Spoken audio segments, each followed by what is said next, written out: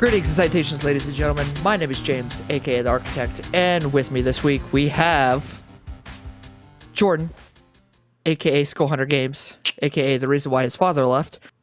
Above me we have Joseph, and then to my diagonal we have Charles, aka CJ the Lone Wolf. The guy was fucking strapped and ready for fucking Halo next week. On the record, my AKA is like the other half of my name. We have Joe, AKA Seth. That's where Seth comes from. People don't realize that. It's like, Seth, that's an unusual thing. I wonder where that came from. But Joe's an unusual person, and then we wonder where he comes from too. And the look in your face, that look in your face is like, I didn't realize Seth is the second half of Joseph. You're not alone. Other people have had that same thing. They're like, oh, now I get it. I thought you were like trying to sell seraph, like the seraphim, and you just spelled it wrong because you're an idiot. Nope. No, still an idiot, but it's just Seth. Also, this is our lightsaber that we got from AliExpress. I wanted to show you guys for a while now. Oh, yes. Be continued. That looks. Ooh, that looks cool. That was beautiful. It looks better on camera than it does in person because the light. So the way it works is that the light is emitted from the base. It goes all the way to the tip, and then there's a mirror on the opposite end here, and then it reflects the light backwards. So it's not bad. But the better ones that you get, they light up. They have LEDs all the way through, and so it lights up more evenly. So it actually looks like shit in person, but it looks great on camera and with the lights out. But this is how it's supposed to sound too. It's supposed to have like the smooth swing. Nice. Yeah, the one that I got. It doesn't do that. It just makes one sound effect, which is boom, boom, boom, boom, boom, boom, boom, boom, boom, boom, boom. So like a Prius. I want the Darth Vader lightsaber. For like $60 on AliExpress, these guys aren't too bad. Except turning it off is kind of a pain in the ass. I have to hold it for 10 seconds, and then it's a Kylo Ren quote. Wait for it.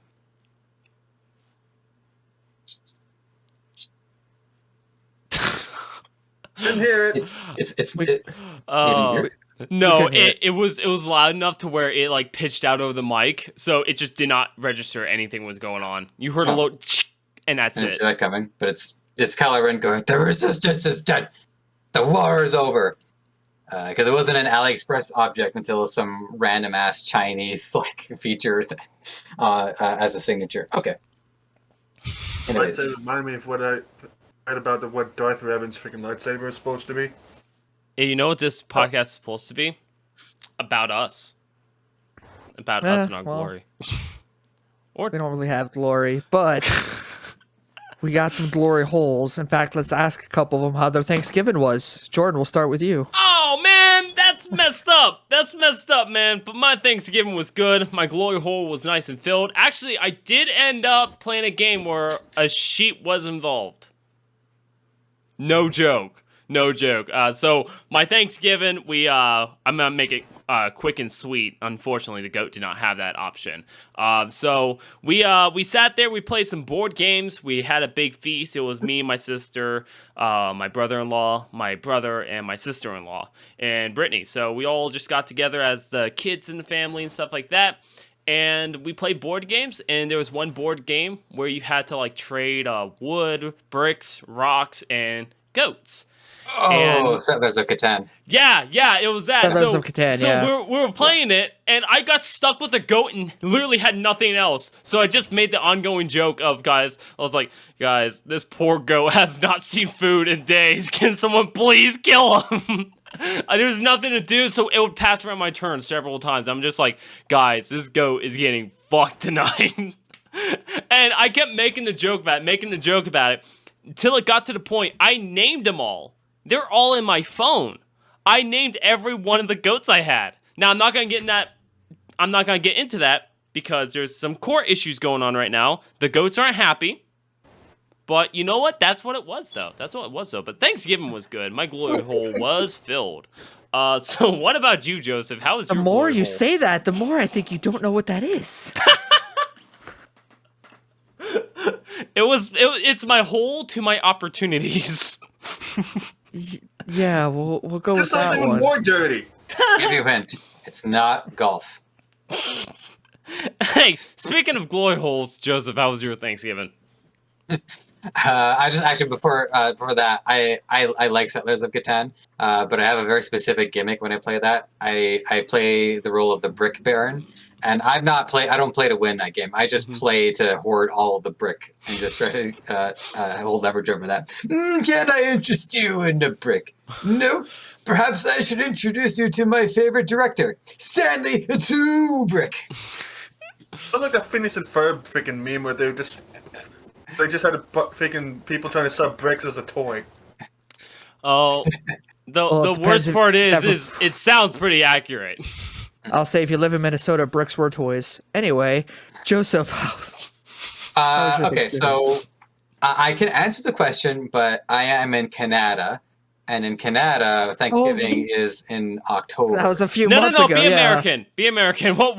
Okay. Well, see, I like America more than I like Canada for a lot of reasons. But I think Canada has it right on this one because visually the leaves are just starting to turn color and they're all falling off the trees and it's colorful and it's like it adds to the cornucopia vibe of Thanksgiving. So I think this is 1 point for Canada over the United States. I just gotta say. I will say I would agree with you, except for the fact that Thanksgiving has become like a landmark in my life. Because once Thanksgiving's over, it's Christmas. Christmas time has begun. Mm-hmm. I will say because Halloween is like the big October celebration. So November has Remembrance Day, and nobody gives a shit about that. But it does at least fill the gap of November. So I will say that. But as far as like how it goes, I mean, these days all we get to do is just me, my girlfriend, my brother, his girlfriend, and then my parents. We just have a small dinner and catch up. And I don't see my parents as much these days because I got the hell away from them. I mean, I moved out of the house, so it's slick. I think that the lack of proximity to them is what enhances a lot of these Christmas dinner, Thanksgiving dinners. It's much more worthwhile because you really want to get together and make it count. Plus, everybody gets to use all their A material too. So, all those jokes I've been building up between arrangements are all ready to go. We skip Thanksgiving where I live here in freaking North Carolina and just go straight to Christmas for some weird reason. Not even the food?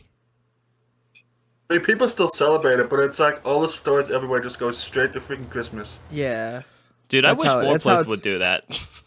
It's been happening for the past few years, but I think last year with a lot of people being locked down, I think we saw Christmas decorations before Halloween was over. Mm-hmm. Yeah, we saw a lot of that. I mean, our Dollar Generals and stuff like that were literally all filled up with Christmas stuff. Walmart was filled up. I don't know if you have those in Canada or wherever you pretend you're from. But we have Walmarts, and some of them are even clean. Well, that's another point for Canada then. Wouldn't be surprised if they still have Toys R Us in Canada. They're coming back, by the way. I think we have a couple. Yeah, I think we do. I'll say don't act like don't make fun of Joseph. I mean, he has to get back to his job at Blockbuster tomorrow. All right, leave him alone. Like one of those Blockbusters in the States, in Michigan somewhere. Yeah, no.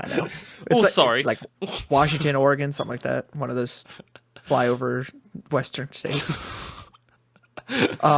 Shoot, what was I gonna say? I don't know. Oh yeah, I ate approximately 12.5 worth of deviled eggs, so that is where my life is at.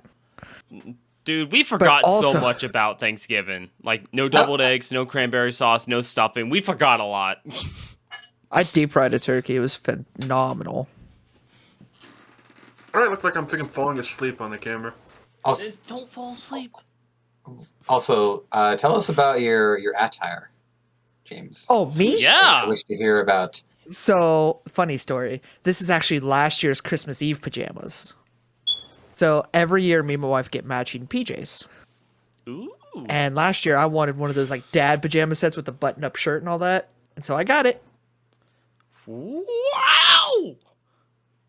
Alex warm, but the polar bears are upside down. Matching pants to suit. Yes. But that's okay. It's an Old Navy shirt. Don't. I mean, it's don't yell at me. inaccurate no matter what because polar bears are standing on land. So I'll say land. Yell. They're Australian warming. polar bears. Yeah. Oh, okay. Yeah, don't yell at me. Yell at the Chinese kid who was forced to make this. Whoa. Facts, but whoa. Oh, sorry. I get a little too real, and all of a sudden everyone gets a little angry. Cancel culture is still a thing. Calm down. Yeah, well, we're canceling the wrong things. Anyway. Oh, you're right. Speaking of things that are probably being canceled, how about Jump Force? Have you guys heard about this one? Nope. So there's this game. I did. There's this game that came out a couple years ago. It had basically every anime, manga, like every major character you could think of, between Goku, the dude from One Piece, like basically name a character that's prevalent. He was in there. Naruto, all them. It was a fighting game, and people seem to enjoy it, at least from what I've heard in my personal circles. Well, it came out last week that starting at the end of this year and going into next year, they will be deplatforming everything and shutting off online servers.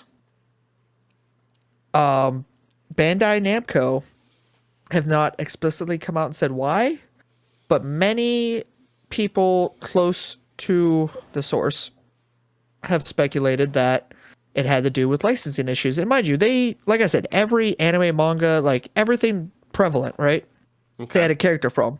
So that's a lot of different licensing, and that's probably a lot of money to keep up with licensing, especially when your game didn't do as good as you thought it would, because from what I'm seeing here, it was expected to be like potentially game of the year, right?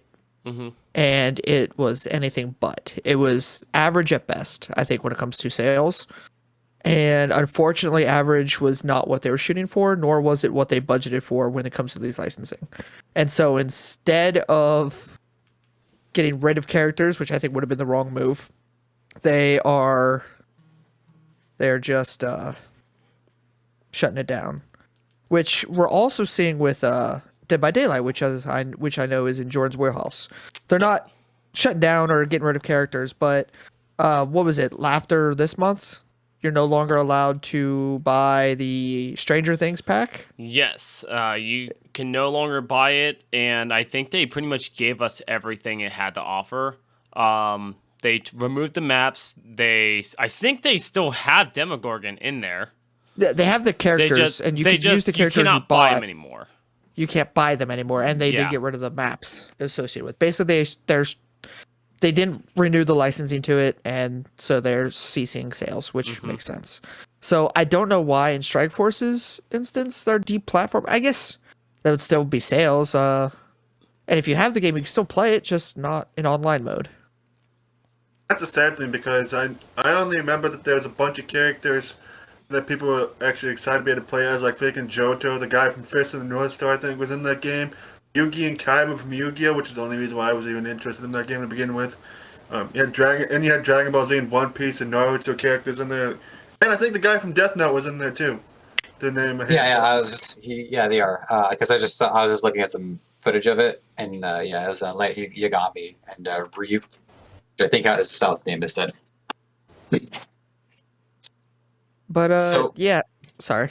No, I was just waiting for your prompt to be like, what are our thoughts? That's basically what's going on. What's on your brains about this whole thing? I'm assuming none. I haven't played it, and judging by what you guys have said and or reacted to, I'm guessing neither of any of you. I've never heard of the game even existed. No, I only because we share news articles in the week leading up to this that I was exposed to it. There is a previous like Jump themed game that I know about, which is Jump Superstars. That was a 2D Smash-esque platform fighter-ish kind of game, and I think that was like a Game Boy Advanced or DS. My gut's telling me DS, but my gut is also telling me I didn't stir the tomato soup effectively, or whatever. So, two things stick out to me about this. The first is when we're describing how there are limits to licensing permissions, say for like the Stranger Things, and it reminded me of a game that probably set the bar for a lot of these other games and put pressure on them to model this, and that game is Fortnite. Fortnite has a new offer every 5 minutes. Yep. You'd be hard pressed to find a character on there that you don't identify with at some point. Sarah Connor, like Terminator characters are on there. Marvel characters, they're there. Tomb Raider, it just goes on and on. Master And Chief. Master Chief now. and conditioning sets in, so those players, they know to expect that. They know that these characters are going to be there, and then it's a limited time. You get them, and then that's it. And so there is somewhat of an understanding between the player base and the licensees, as well as the development. So that's the standard, and I think a lot of other games are struggling to keep up with that standard because they don't have the install base that Fortnite does. My second point as to why I think this game really struggled is because it's a convergence of a lot of properties, but these are all mangas and animes. These are properties that people watch. There is correlation between people who watch animes, read mangas, and also play video games. A pretty significant overlap at that. I'd be surprised if there's actually any exposed sides on the Venn diagram, frankly. But I think it's pretty difficult to talk that many people into this when they're already used to not playing the game to get this. Imagine if they put all the resources in this and turned it into an anime itself, or to a TV show, or even a movie. Yeah. Just this huge crossover event. That would have been huge. That would have been epic. And that could have actually increased more demand for this game to say, man, we watched all these people beat the piss out of each other for like 2 seasons. Let's make this into a game. Because I think a lot of people who maybe aren't even into anime, they kind of know a character here or there. Like I was pretty big into Yu-Gi-Oh! People are big into Dragon Ball Z, JoJo's, and so on. So they watch that. Everybody gets riled up for it. Starts creating demand for this game, and then the game comes out. I think that might have been a healthier through line for all of it. So at least they were building off of a pre-established property rather than try to really go in blind and just hope that it works out. And I'm sorry to say that it didn't, because it sounds pretty badass. But that Dragon Ball Z survival game where you run for your life against Cell, that looks pretty. At least they're still taking risks. Yeah. I was looking at the wiki. There was also characters from My Hero Academia and Yu Yu Hakusho in there. I think my dude Yu Yu Hakusho. The guy who made that is the same guy who made Hunter x Hunter. I don't suppose Hunter x Hunter characters are in it. Are there? Yes. There are? Oh, And crap. attention, however you say that show is name. Better buy the game now before you can't. Quick! You talk about loose opportunities. You're about to lose a big one. I'll say, talk about FOMO, am I right? Honestly, Guys, I'm not listening to anything you said. I'm trying to figure out how to get my Jump Force on. So, I think we're all kind of on the same page here. But speaking of FOMO that Joseph's going through, I kind of want to talk about NFTs here for a sec. Ooh, my favorite topic. So, we bring up the fear of missing out, and that just reminds me of the fact that NFTs are real things that are worth real money, and people know this, and they're here to stay. Mm-hmm. There's no denying that. There's no arguing that. But there are people who think it is funny. I being one of them. Someone went through. I forget the guy's name. The everyone's seen them. The chimp NFTs. Mm-hmm. They all have like different funny ones. Someone went through the website and right-click saved every single one of them and called it a heist. And it was, some of the results were hilarious. And the owner, I see if I can find it real quick. The owner of the chimp NFT things actually messaged the guy who did it, and sent him probably the greatest DM on Twitter. He got the greatest D. Yeah, so this dude, okay, he's not the owner. I think he's just one of the guys who owns one of the NFTs, actually bought one of the NFTs. Okay. I don't know for how much, but usually most of them go for a little over 1 Ethereum, which is between 6,000 to 8,000. Mm-hmm. So just keep that in mind. The DM to this person who did this heist. Says, "You think it's funny to take screenshots of people's NFTs, huh? Property theft is a joke to you? I'll have you know that the blockchain doesn't lie. I own it. Even if you save it, it's my property. You are mad that you don't own the art that I own. Delete that screenshot." Oh my god. I thought when you were telling me this was the greatest thing, I thought that the guy had a good humor about it. Like he thought it was funny and he wanted to kind of congratulate him for making a point, but no. He's protective of his ownership. I respect that. All right, I Owner respect chimp. like being like defensive, like, you know, hey, don't, that's not yours, you know, you shouldn't do it. But in the same sense though, all he had to do was literally download an image, take a screenshot. Like, do everyone understand, like, these people with their NFTs think that's all there is. And the worst part is, they can probably scam out a lot of people by just doing that. Like, I think that's the worst part is, like, the whole things with the cards. So one of my uncles are into it. Like, he's over there buying these cards and stuff like that. These digital cards and stuff. He's doing that. And he's collecting a bunch of them and stuff like that. And he's so into it. But when it's all said and done, I can literally just save the image, post it back going, guys, look what I got! And, you know, get the same thing out of it. So I'm just like, really? Is it really that big of a deal? Like, if we could sit there, take a screenshot of something and say I own it, probably not a good thing to own. Money? You can't print money. What? Well, You were talking about cards. I thought you were talking about things like these things.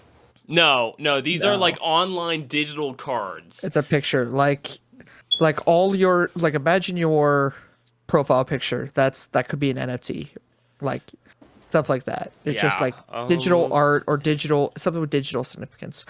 But I just see like girls posted on Twitter. It's like, it's funny when you talk to an NFT bro and you're just like, oh, so they're digital Beanie Babies, and it's just funny. Still not wrong. That's, in this day and age, that's what they are. They're just digital Beanie Babies.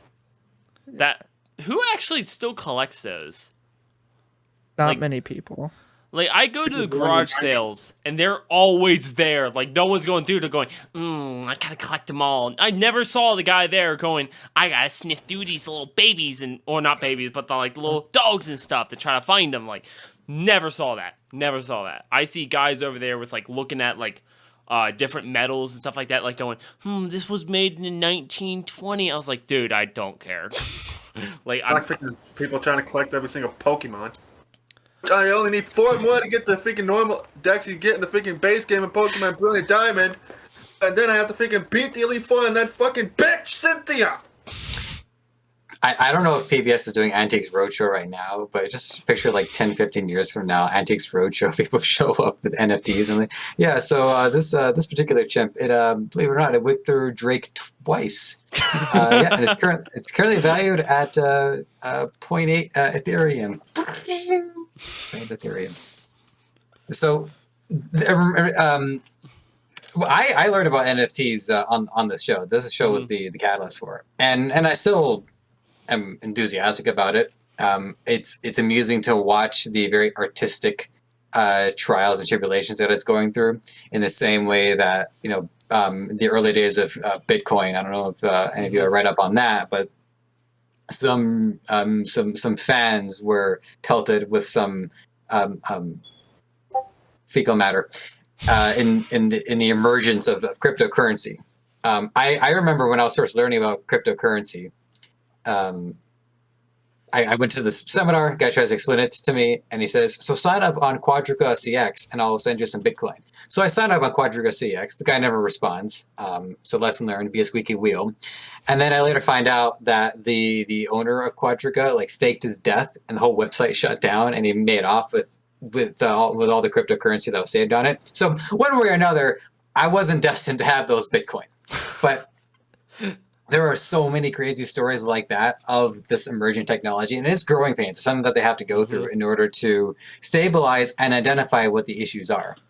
And it brings me back to what was one of my original concerns, which is how do you quantify value? How do you quantify ownership? And it's still the easiest thing to do in the world if you actually have, you know, homemade physical media, like a painting, because you can actually see the brush strokes, you can see the actual work involved, and that is still the standard. So I think if there's more of an effort put into helping people recognize the work involved of something, it helps to understand the value of the work. Like the what is it, the punk things, the punk images, the chimps. I mean, the chimps don't look bad. They look like a cartoon that could conceivably be on Nickelodeon. It's not awful, but it's not the kind of painting that you see on the roof of on the ceiling of a cathedral. There's certainly a lot more work that can go into it. So yeah. So I'm still trying to figure out how to make NFTs work. And the rule that I have right now is the same rule that I have when it comes to cryptocurrency, which is if it's something that I can generate passively while I'm doing whatever it is that I'm doing, that I'm totally on board. That's why I use Brave web browser. Brave generates cryptocurrency. I get about $30 USD after a year's worth of use. I turn that into Bitcoin, and away I go. So with NFTs, I have an account on OpenSea. I actually haven't minted it yet. But when I'm editing audio, and I notice that every now and then I'll see an audio track that looks like something like a sword or a creature, I clip that and I post that image on.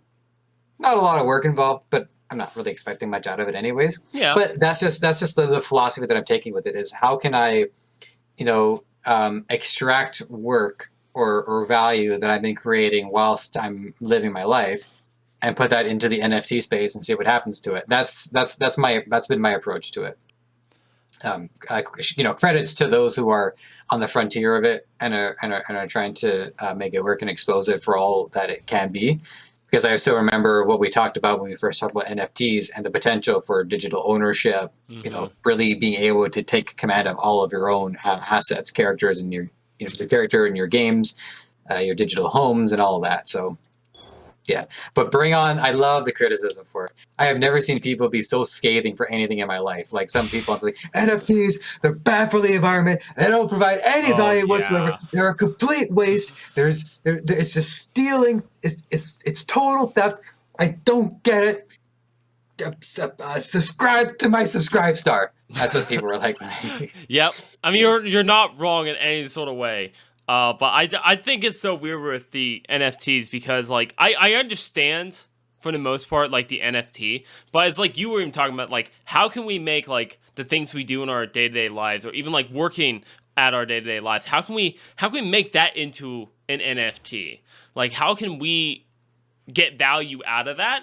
And I run through that all the time because then you think about, well, I could do something like a YouTube thing or a podcast thing, but that's not an NFT. That's not the same thing. So I think about that a lot too, but I'm also still trying to learn exactly what an NFT is. And that's and I know what it is, and I understand what it is, but how does it work? Ownership, like you were saying, with painting, you can see the strokes. It depends on who made it. You can test, and some people put their actual blood into the painting. Some people will use certain paint at the time with actual fruits and stuff, and that's what causes a mildew in it. There's so many things that people do can tell something physical. So if I sat there, I have a first edition Scream Mask. Let's say I have a first edition Scream Mask. It has the fucking saliva in it from the guy who wore it. Okay, there we go. But that's not NFT. But it doesn't have to be, because that's already individualized. Exactly. So you already own it. You have a record of it. So you don't. It doesn't need to be. You don't need to have it on NFT. Part of the problem is that, so let's say, for instance, we were to make a movie and we filmed it entirely in VR, and people have to wear their digital costumes, and so I have to download a texture pack. Now, I could turn that into an NFT if that were an NFT to begin with, ideally. So this texture pack is the same texture pack that we used to shoot this film. It was used for a total of 62 hours, and there's a history to it, and you can see the time that was spent in it.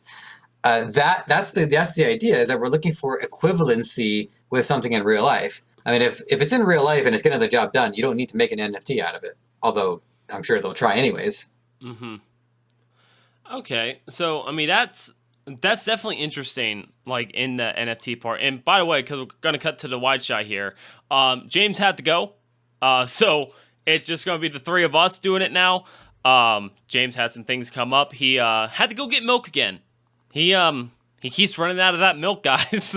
He's a growing boy. He needs his calcium. He got his little onesie on, so you know what? Oh, I'm sorry, two-piece. He has a two-piece, so you know what? That little boy's growing up. He's gonna make it. He's gonna make it.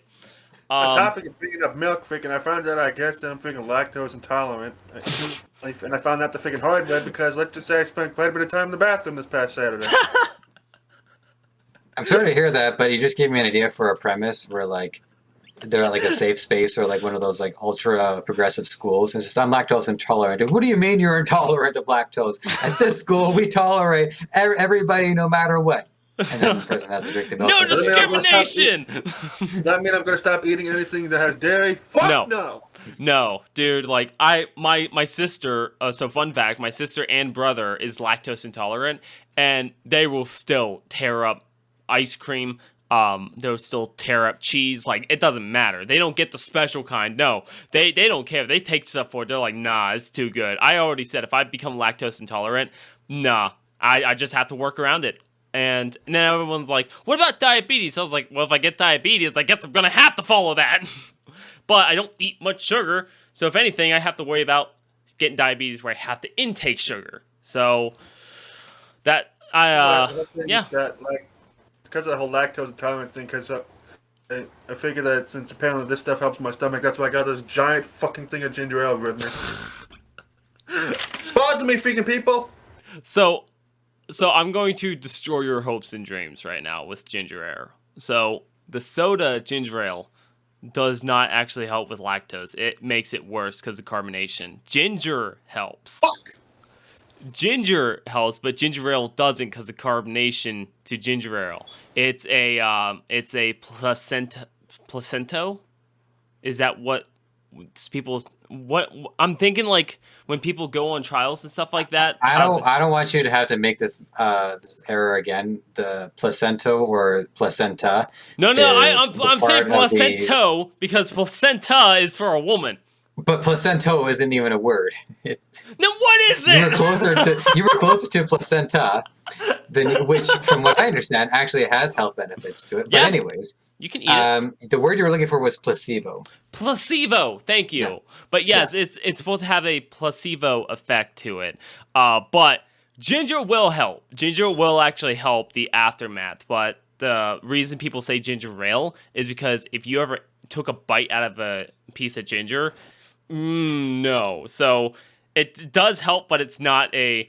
you should definitely do that after eating some cheesy pizza. No. And if I'm wrong about it, please let me know in the comments. But from what I understand is that ginger ale, I mean, they say it's made from real ginger, but I think it's a cheat where there's like a few steps between the filtration process and the actual ginger. It's like, it's a figment of a ginger root. Miles, he goes around to all the sushi restaurants in town and picks up those ginger packages and puts the ginger packages in a big thing. So you're better off just like ginger tea. That's how I do it. The weird thing is, me and my brother split a pizza the other day, freaking, because we were home alone, and I had one ordered through DoorDash and brought it to my house, freaking, when my parents were away, and I was perfectly fine. I didn't have any issues when I ate the 4 pieces of pizza. Thinking, I was just when I had ice cream one time from work that figuring that's when I was, in the crapper for a bit. I'm going to blow your mind right now. Like, this is going to just blow your mind crazy. Maybe you're not lactose intolerant. Maybe you just had some bad ice cream. Maybe. Or bad food during the day. Or some people can like have like certain cheeses are made differently and certain ice creams are made differently. Maybe it was just, I don't know. Go to a doctor. I'm not a medical professional. Maybe it wasn't ice cream. Maybe it was a placenta. That or might have been just freaking that freaking small bottle of freaking vodka and freaking thing of Crown my parents made me drink on Thanksgiving coming back. Yeah, Charles. Let's just add up reasons why you're probably not lactose intolerant and you shouldn't be eating placentas. I don't know. Freaking my freaking stuff. We have now officially. I'm just Oh gonna my imagine just like wandering around to like hospitals, be like, "Excuse me, are you done with that?" You walk up into some lady's room and being like, "Hey, by chance, are you still using yours? Cause Daddy gotta eat." I'm gonna look at Mr. Beast's video. I wonder if there happens to be a video where he's done that. I'm gonna give $10,000 for everybody who's willing to give me their placenta. We're getting so far off topic. Freaking since James left. Hey, you know what? You know what we're not off topic with? Let me. Charles, how was your Thanksgiving? Yeah, besides the alcohol and the fake lactose intolerance, how's your Thanksgiving, bruh? It was pretty good. I got to spend the whole day with my girlfriend, and I helped her make freaking the best green bean casserole I've ever had in my life. Nice. That's what I'd like to hear. I helped my parents put up my Christmas tree. Nice. Did you guys go for a classic, like, white, green? I guess classic green, or did you guys go, like, a white tree? It's one of those Christmas trees we've had for years that you could get out of a freaking Walmart or something. We've had it for, like, forever. You could get a white Christmas tree at Walmart, too! I just need to know, is it white or green? Green. Okay. All I want to know. It's like putting some of the freaking things we have for that thing on there because I have my freaking some of my old ornaments that I made when I was a kid. Like this one Santa I made out of beads, and there's also the Destiny 2 bulbs I've had since the game came out that I bought from GameStop, and we still like a bunch of other old ornaments that we've had forever. And we also have a bulb that's from the college football team Syracuse Orange, and our basketball team that I grew up watching. It's like one of my favorite bulbs on there, especially since my grandmother passed away, and it was just weird not having her there. It was Thanksgiving and everything. Dude, that's... So in a way, the bulb is there to help commemorate her? That and a bunch of the other stuff that was on there. That's nice. And because of how freaking shit this year's been from my family and everything, that's why freaking everybody, all the adults freaking decided to take a shot. Literally. I was like, let's get drunk, folks! Happy Thanksgiving! I admire that, like, you know, each of the ornaments have of significance. Like our family, we just have like a bunch of random crap that we've had for like 15 years. It's the same. Little glass bottle of vodka my mom made me drink. She even filmed me doing it. It's most of my freaking facial reaction, everything on Facebook. Freaking this thing literally tastes like freaking hand sanitizer in a little glass bottle. Yeah, that actually about checks out. Yeah, I mean, you're not wrong. So before. Yeah. I hate to tell this story, but I'm old enough now, so no one come after my family. So I was drinking when I was like 16, and I stopped drinking. I graduated, so. Yeah, I didn't wait, but I did it in a safe place. I did it at home, with adult supervision. But I found out that I have an alcohol tolerance as high as my mother, and my mom can drink people under the table. And so everyone was doing shots. It was New Year's. Everyone was doing shots. Everyone was doing everything. Like we were doing vodka to Crown to just drinking beers all night long. And everyone woke up with a headache. Everyone was like puking. I woke up, got on the Xbox, and started playing. Like I had no effects from it. And I started to feel a buzz because I was sitting down for like 6 hours. And I stood up. I was like, oh, I think I'm feeling it. I think I'm actually feeling it. No, I wasn't. I wasn't feeling it. I just finally stood up for the first time in 6 hours. But I was feeling it after thinking what little I had. Jesus Christ, freaking vodka and then Crown afterwards. What the fuck? See, if my mom wasn't in the condition she was in, she would be able to definitely drink you under the table. You can play about a couple shots. My mom will do shots and then going, cool, I'll drive home. I'm like, no. Let dad, please. My mom didn't know how bad Jello shots were. And we'll move off alcohol topics, but my mom didn't know how bad Jello shots were. And she ended up like having like 6 of them at one time. She didn't know if they were effective. She had one being like, this is nothing. She had another. They were giving away. She had 3 more. And then about 20 minutes later, they're according to my dad, they go outside and it was like a light just flipped on my mom. She was immediately going like, "Oh yeah." Yeah! My mom changed into a different person and a switch after everything hit her at once. And Dad's like, finally found something that'll do that. Jello shots, because they come up on you so slow. But yeah, so I'm happy your Thanksgiving was going good. Now, you were talking about, like, you have Christmas ornaments that, you know, commemorates the family and, like, different special ones. Joseph, you were saying that you guys only get, like, plastic ones, but did you ever make, like, ornaments growing up, like, with your family? Like, there's certain ones that are special to you and your family, and if so, do you have them? No.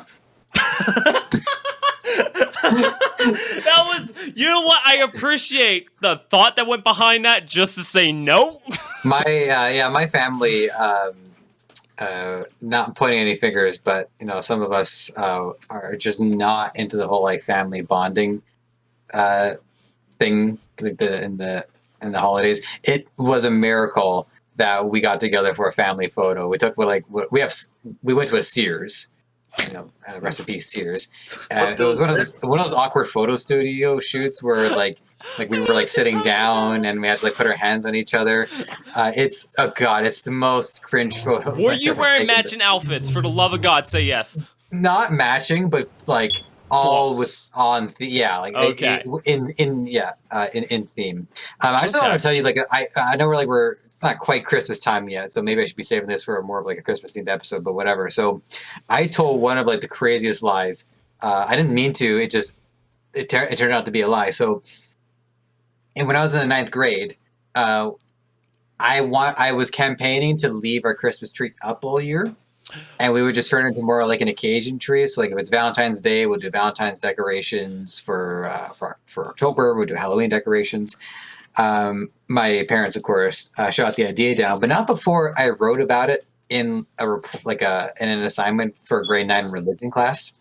Okay. And so my religion teacher, she reads the report and she looks over to me. She's like, "All year round, huh?" I'm like, "Yeah, all year round." She's like, "Huh." I wonder if she thought I was like a disgusting liar or not, or if to this day she actually thinks our weird family leaves the tree up all year round. I think it's kind of a neat idea. So you're not in the weird spot. So I did that. 100%, once I moved out on my own, because I love Christmas, I went, you know what? Christmas tree up all year. It's gonna stay up. So I got away with it after Christmas. It went to about March. I was still working with Amazon, so I just kept using the excuse, guys, I have no time. It carried on the whole way, and I would have been able to keep it there. I had to give it up at Halloween, pretty much right before Christmas. Had to give it up before Halloween because of one reason. I never changed to Christmas lights. So there were just Christmas themed, Christmas bulbs, everything on the tree still. And I just had to be like, okay, yeah, I get it. Let's take it down for a bit. Let's have normal household. Kept inviting my family over, like, guys, come on over. And the first comment, they wouldn't be like, nice to see you again. Why is the tree up? That was the only question I would constantly get is, why is the tree up? And so I'm surprised they even asked. They'd be like, "How are you this lazy? It's been all year." I was able to just pull it off with working like the 60 and 80-hour work weeks. I was just able to pull it off going, I'm busy, guys. What can I say? And so I finally had to wrap it up, and then we got back out. But then I told Britt, I was like, I want a tree in our bedroom to stay up all year. No ornaments, just a tree that's up all year. We did it. We got it. It was perfect. I loved it. And then the tree almost caught fire twice. So we stopped. So I had one of the smart outlets. Well, the pin, the middle pin wasn't all the way in the smart outlet. It was broken. Did not know that until I kept seeing on my phone, like, malfunction. I'm like, I don't care about this. I turned off notifications. Well, turns out I probably should have paid attention to them because the malfunction was, hey, something's wrong. Might want to check. Yeah, so it started catching fire. Started melting the plastic in there. And luckily I saw it first. I went, oh my God, tree. So we got it. It was good. Plugged it back in the wall normally. forget the smart stuff, and plugged it back in the wall, working pretty fine. Light blew out. Okay, that's fine. It happens. During one of the times we were cleaning that room, though, we yanked on a wire, so there was a live wire exposed. And, yeah, we kept smelling smoke. Didn't know where it was coming from. We just kept ignoring it. Found it. It was a tree. The tree is still intact to this day. It's in my storage locker in Kansas City. It's there. And yeah, smelling smoke, the whole idea of like using smoke as a wording symbol was kind of ruined in Canada because we had these commercial series called Part of Our Heritage. Yeah, it's just like highlights like different parts of like Canadian pride, like the invention of basketball, and one of them was this brain surgeon who I can't remember the name of, but at the beginning of it, like the husband and the wife were in the kitchen, and the wife goes, I think I smell the toast is burning. And the husband says, there's no toast burning. And then the wife starts having a seizure. But most people are like, we're watching like the Red Green Show on CBC. So we don't really have a concept for like, serious medical conditions. And she has a look on her face where it's just her acting wasn't too convincing. She's everybody, a whole generation of kids just cracked up at it. So there's a whole generation of kids in Canada who they think they smell smoke or somebody smells smoke and like, all right, you're not having a seizure, we're fine. Yep. So my partner at work, because I had one partner I worked with, and I only use his nickname, and his name was Grizzly, and he would constantly make that joke all the time. Like, we'll be on the radio talking and be like, hey man, checking North Quarter. He's like, copy that. If you smell toast, let me know. And I'm just like, because there's no cameras over there. So he was just like, if you smell toast, let me know. And I never understood that until I asked him one day. I was like, why do you keep asking me that? It's like, come back to the front desk. I'll let you know. Get back to the front desk. He's like, you're having a seizure if you smell burnt toast. And there's no toast. I went, okay, gotcha. And so whenever one of us would be super tired, we'll just be like leaning back going, you smell toast? I smell toast. You smell toast? And our safety guys would come in every day at 5 a.m. and we'll just go to them, do you smell that toast? And first day he was worried. A week later, he wanted nothing to do with us. Because it was just like, I'm done with this. But when the other guys came in, though, they were down for it. They were like, man, you smell like burnt toast today? I was like, dude, it's strong today. And then one of us would be like tapping our foot. I wonder what all this means. Let's go to Alex Jones for clarity. The toast industry, they just want everybody to buy toast because they to warn people and say everybody needs to know what toast smells like as a part of seizure prevention. Hashtag buy toast. So I never understand why they took him, why they moved him from like everything. It's like the dude's speaking just ranting about stupid shit that I'm pretty sure nobody takes serious. But that's just it. People take him seriously. Everyone started taking him seriously. People are actually listening to him. Yeah, and people still do it to this day. I mean, people are listening to him religiously. I would listen to him. My thing is, sometimes it seems too good to be true what he's saying. Yep. Like the idea that there's a subset of Americans that are really trying to take back that side. They're more like the for lack of a better term, the FU side of America. I love that part of America. Like so there's a side of that. I don't know. For me, it was actually just like it did. I didn't feel like I was getting like the side of the story I needed to hear. Mm-hmm. But man, do I support the shit out of what he says. Like if what he said was true, I mean, it would be a great but terrifying world. But in the same sense too, though, Alex Jones is definitely one I would have a conversation with. Like, I want to know how his mind thinks. Like, he seems like such a weird guy, but I like weird, so I would dig it. Like, I would be like Stewie Theroux, one of the documentary guys. I would just be like him. I just want to dig into his head a little bit. Alex Jones seems like a weird guy, but I do want to pull us back in a little bit more on the gaming podcast. So there's been some stuff going around. We have messed this podcast up. So James, just saying, if this blows up, we need you gone. You're being replaced. But so think of gaming stuff. Now, you'd probably know about this, Jordan, because you and I both freaking like Halo freaking nuts like crazy. Mm-hmm. People have been complaining and bitching, and 343's just been ignoring it because it's part of the freaking plan, apparently.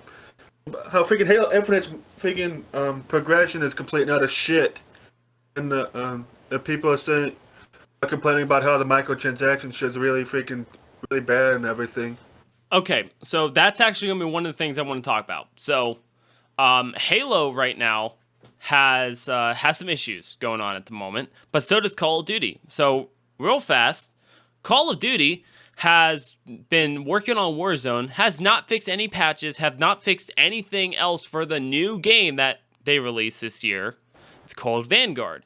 They haven't done anything to it, and now we have top tier competitor Call of Duty players moving over to Halo, including people like Tim the Tapman, Dr. Disrespect, and so many more. A lot of the FaZe guys, they're all moving to Halo, and because Activision's not getting their stuff together. Now, with that being stated, though, I real fast want to know what are you guys' opinion? Like, what can Activision do to get their guys back? Because it's not going to be an update. They can't just update and say we fixed it. They can't just do that. We need, because Battlefield right now, it got released and it's dead. It's already like no one cares. No one cares about Battlefield right now. Halo, yeah, actually, that's what I wanted to it. ask you about because I saw. I mean, I'm watching the ads for it, and I looked at it and I think, wow, they've just tried to rip off Call of Duty, Yeah, like big time. to the point where a sensible guy like me just straight up calls it a ripoff. It tried to go for that like arcadey, 1 foot in, 1 foot out of reality vibe that I noticed in a lot of the Call of Duty advertising.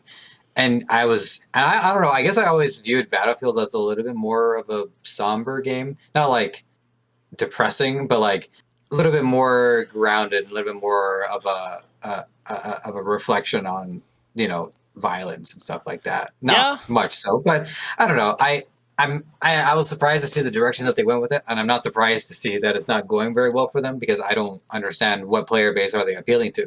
The Call of Duty fans, they got their games, and some of them are moving to Halo now. Then the Battlefield fans, I don't know how they feel about this. It seems like, oh, great, so you guys are just making Call of Duty now. Fun.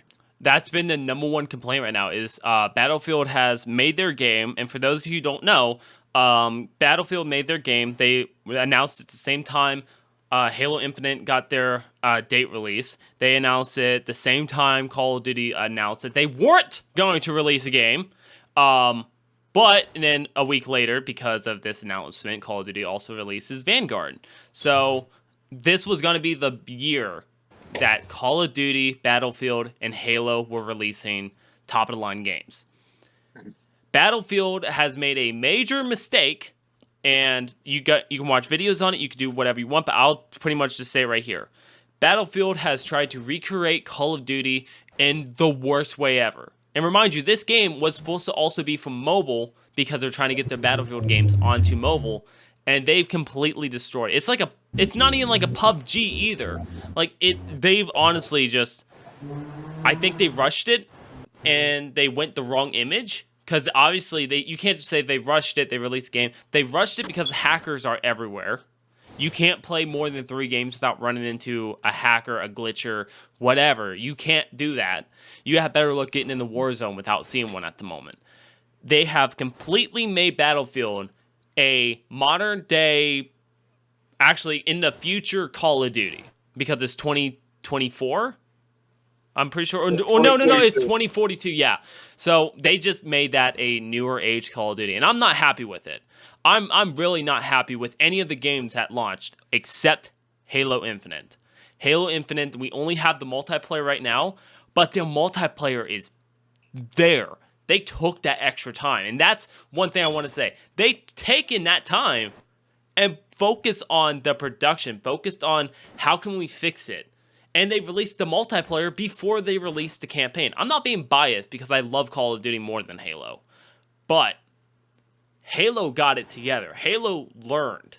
Now, when you compare Halo's Infinite multiplayer to the other ones right now, honestly, that less amount of hackers goes to Halo Infinite. The structure goes to Halo Infinite, with Battlefield only has 4 game modes at the time, and Vanguard only has 3. That's Team Deathmatch, Free-for-all, and Search. No, it doesn't even have Search. Never mind. It has it has Team Deathmatch, Free-for-all, and Domination, or Hardpoint. One of those two. Those are the only game modes they have. Halo, I'm not sure how many they have, but no one's complaining. Even if it's just Team Deathmatch, no one's complaining. For a game that's not even fully out yet, no one's complaining about it.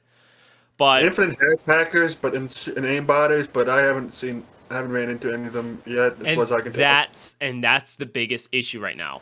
These guys who play competitive, these guys who wants to play a game and actually have fun, they can't do it on Battlefield. It's filled with hackers. They can't do it with Call of Duty because it's filled with hackers. The only one that's not filled up right now is Halo.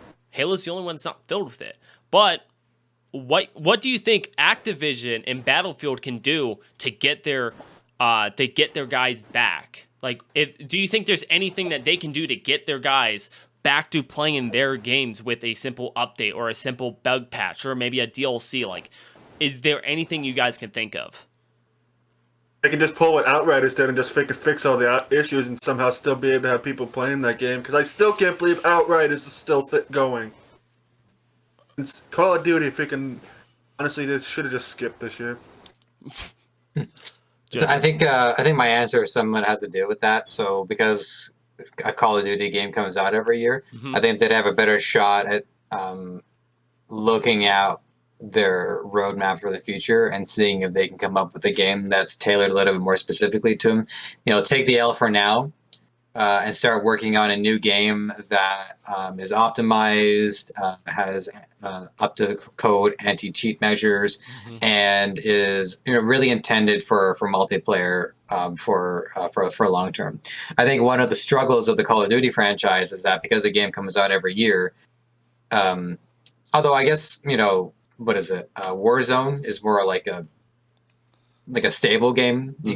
It's been out for a few years, and you just keep on playing it. Warzone Halo released Infinite in 2016, I think. Oh yeah, it's even more longer than I thought. I thought it was like 2018, 2019. Here, let me look while you. Modern Warfare 2019. But anyway, so I'll just finish my point by saying like Halo Infinite is out, and I don't think there's going to be another Halo game coming out for a while. Certainly not a Halo game that's going to replace that. So I think that is the most important thing here, is that for a player to understand what they have to commit to, Halo is going to be the game that they know they're going to be waking up, practicing on that. Could there be patches? Probably. Updates, switch some weapons around, an expansion. All that seems reasonable. But what they don't have to worry about is a Halo game coming out next year that they have to redirect their attention towards. I think people get burnt out on having to get into a whole new game. Yeah. Especially playing it competitively. Better than anybody. I just remember that they said that they're going to be supporting Infinite for quite a while. I know that. Oh yeah, they definitely will. And to real fast, I was totally wrong.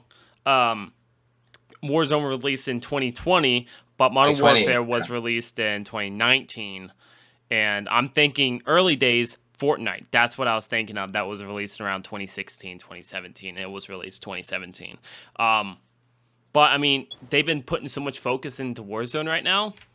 They're not doing much good. But like you were stating, though, what company had more time to focus on a game, to give multiplayer, give the pro gamers something to look forward to and something that feels right?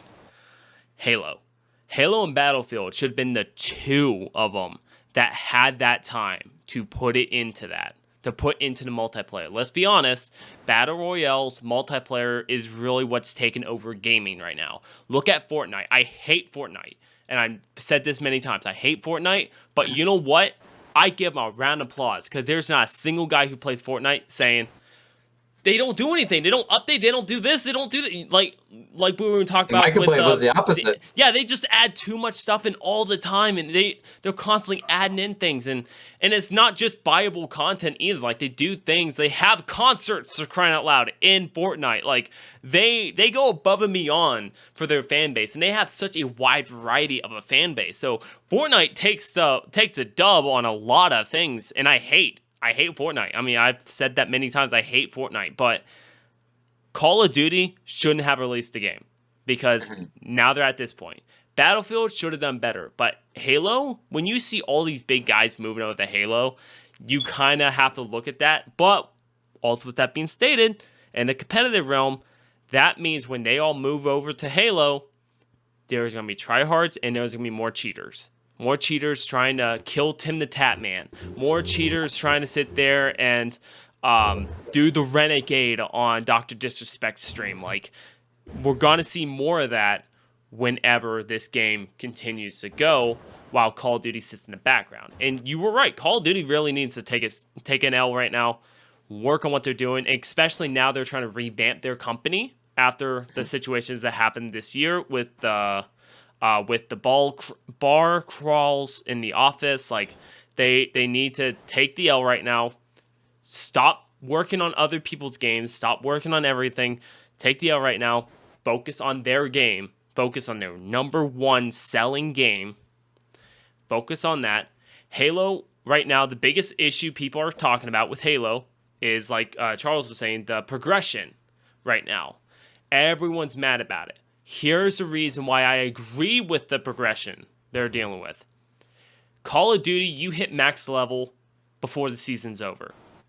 You complete the season before you even get halfway through the level. Halo's trying to force you to play so much more to unlock stuff. And they're trying to make you play so much more so you get the ups to it. And if there's something you want in there, they're trying to make you play more to it. Now, they said they're going to fix it. But if they do, they're not going to fix it by much. People are used to getting things handed to them. Play one round of Call of Duty. Unlock the next Battle Pass. Awesome. Play another round of Call of Duty. Unlock the next one. Yeah. Halo? Nah. And I love it because they're making you play the game. Like right now, I want to hop on and play because I want to get this unlocked. So they're doing the right thing. And if you are good at the game, you'll be on top of the board, unlock more points, get more experience and stuff like that.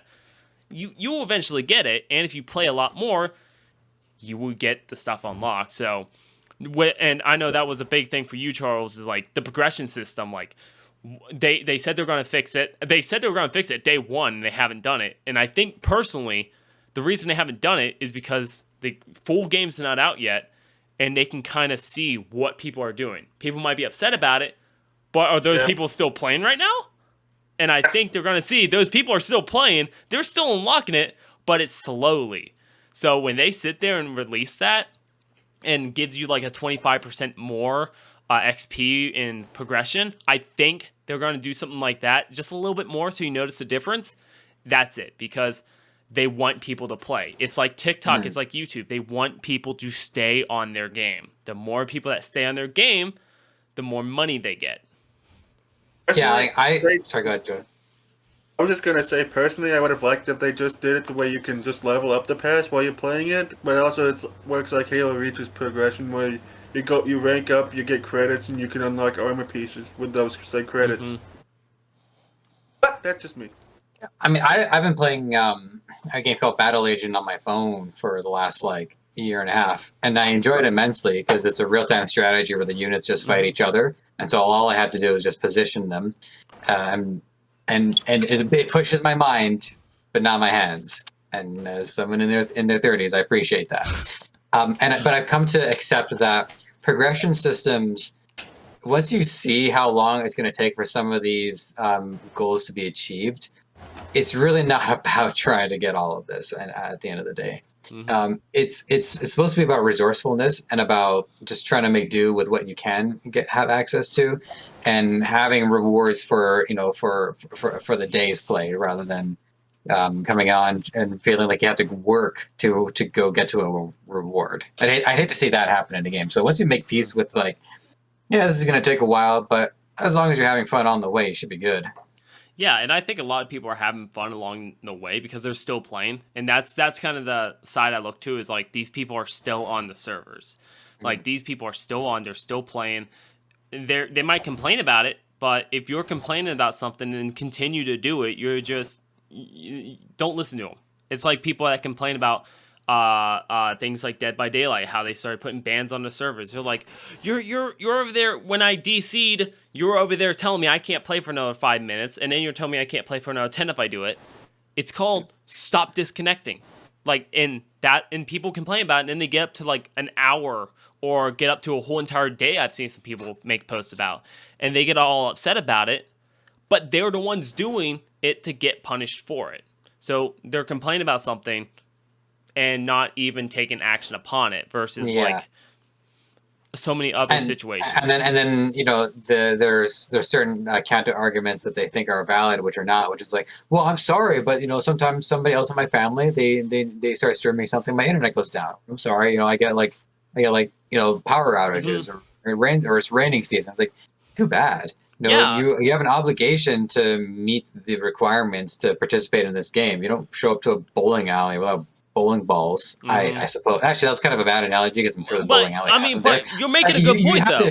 You have to, you know, it's a responsibility. You have to do your part. You have to have a solid connection if you're going to play these games, especially if other people are counting on you. Yeah, especially a game like Dead by Daylight, to where you only have 4 people. You can't just invite someone randomly in the middle of the game saying, hey, I need your help here, hop on in. If that person disconnects, now you're at a worse advantage for the rest of your team. So, yeah, punish people for it. But, I mean, those people are going to constantly complain because it's not the way they want. It's not situated for them.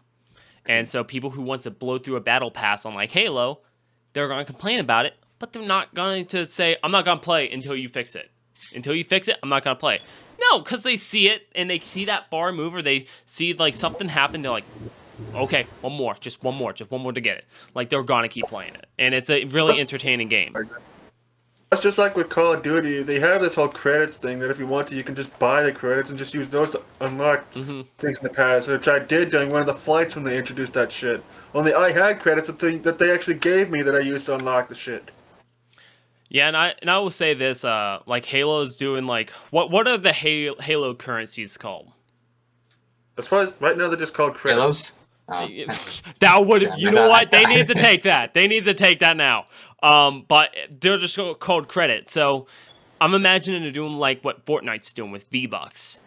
So I'm pretty sure that's what's going to end up happening. So these creators, like Tim the Tatman, this Dr. Suspect, are going to start getting creator codes. And I have a feeling if Halo keeps on track the right way, I don't know how they're going to be able to do it, but if they keep on track the right way, I feel like they're going to end up blowing Call of Duty, blowing Fortnite, blowing all these games out of the water if Halo just keeps it up. But this campaign launch, I have a feeling, will not affect their numbers. Their numbers are already at an all-time high. I don't feel like if this campaign, even if it sucked, people are going to treat it like Call of Duty Ghost. Don't play the multiplayer, play the campaign. It's going to be the exact opposite of that. People are going to play the multiplayer, middle fingers to the campaign. So every Halo YouTuber I follow freaking is right. They've been freaking praising the campaign to the freaking moon. Oh, and I can't wait. If this Halo campaign's not what I expect, I will uninstall the game and then reinstall it the next day. Like I'm not gonna put up for it for 24 hours. Like they need to know what they messed up from my one opinion. So, but in the same sense too, though, they have over a year. And everyone's worried right now they're going to pull a Destiny nonsense. And I get it. They're worried about the open world concept a little bit. Even though it's not an open world, people are concerned that from the demo, how they showed like a wide area that you can go into, they're worried that maybe they're going to have like the in-between game area where you can customize your stuff and it's in-game. Like, they're worried it's going to be a situation like that. And then if it is, I agree. I'm not going to be happy about it. But I mean, like Far Cry and that one Shadows of Mordor game. Yeah, kind of like that. So, and people are worried about it. People are honestly concerned about it because they don't want to see Halo change. But in the same sense, too, Halo needs to change. They already changed multiplayer. You can actually use your assault rifle now. You can actually kill somebody before you have to reload. It's a great experience. I love it. So it's already like they're changing for the best. They're following and they're changing. They're not like Call of Duty that's copy and paste. They're not like Battlefield that has to copy something from another person. They're doing their own thing. They might be copying off their own sheet, but they do this. Okay, got it. Copy that. Copy that. Got it. Like, they're over there. They're taking what worked, they're working with it, and they're adding more. Hell, Yeah, not gonna fault them for building on assets they've already generated. yeah, exactly. Now, one thing, The Halo. pistol in the game doesn't freaking suck because I have a clip that I have scheduled on my YouTube channel for a video. Freaking subscribe to my channel, by the way. Thinking that What? actually did pretty good with the pistol. Editor, mute him. I'm the editor. So no, I mean, Halo's gonna be one of those games that just really, hopefully, really, helps Christmas out this year for those parents trying to look for something for your kids. Halo's always a good option. If not, maybe give Halo to someone like me, Dante106 on Xbox. You know, you can gift things to people, get some V-Bucks. Or credits is what Halo's calling them. Just credit. I really need to change it to Halos, though. They really need to change it to Halos. And since you're all about memes, let's hope like when April Fools come, they change it to a donut. Like they have Halos, and then April Fool comes, they switch it to a donut. Like that would be the greatest thing ever. But we went a little off track a lot this podcast. I'm not good with like quick subtle changes, and James had to go get milk, so it kind of put me in an awkward situation. But towards the end, we got it back. So let's go ahead and be sellout, guys. Charles, we'll start with you.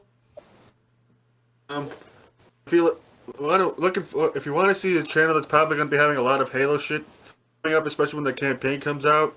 If you like what. And I've been starting to do live streams now because I've done 2 now, and the recent one was freaking impromptu as all hell because person that normally would have been doing it freaking wasn't able to because his phone is being stupid.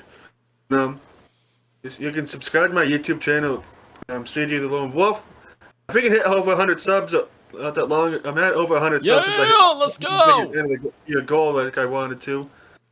And I also took part in Jordan's freaking 24-hour challenge, which I'm hoping to God that freaking video is really good because for the time I was doing that whole thing with him, it was really fun to do and everything.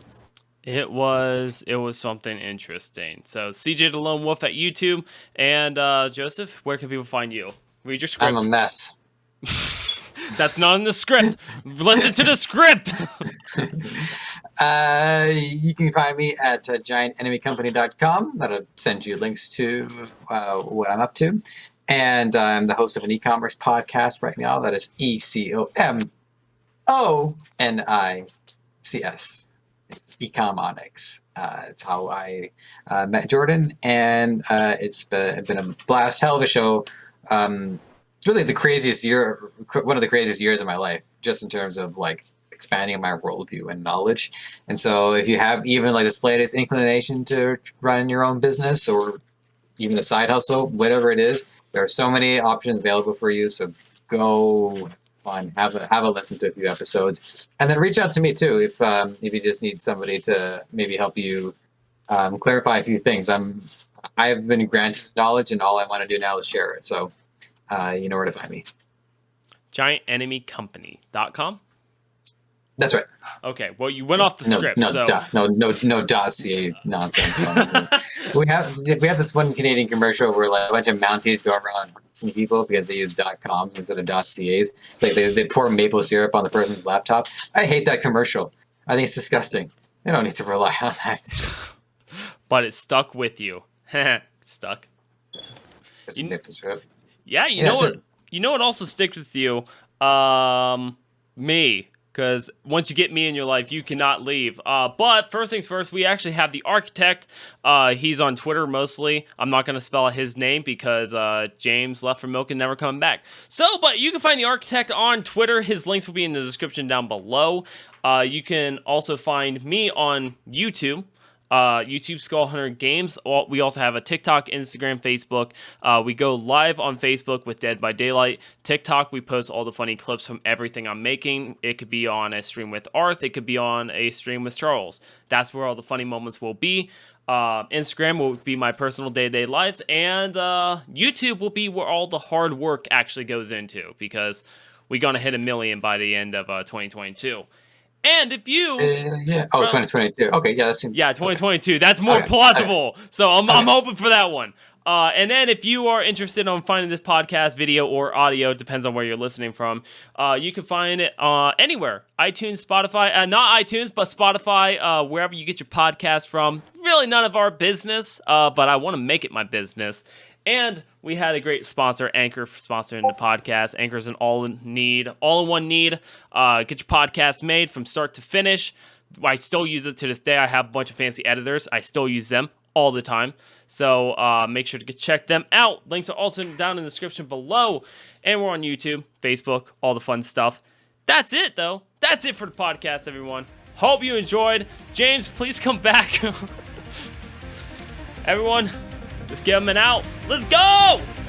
Dr. Disrespect Tim Tam, man, you better watch your fucking back. Anyways, so I've been in the hospital for 3 weeks and I've accumulated anywhere between 12 and 16 placebos. And what I'm gonna do is I'm gonna eat the placebos. And Placebo! Oh, baby! I did it now. I did it. Yeah, you Placenta. did it now! I did it. I did.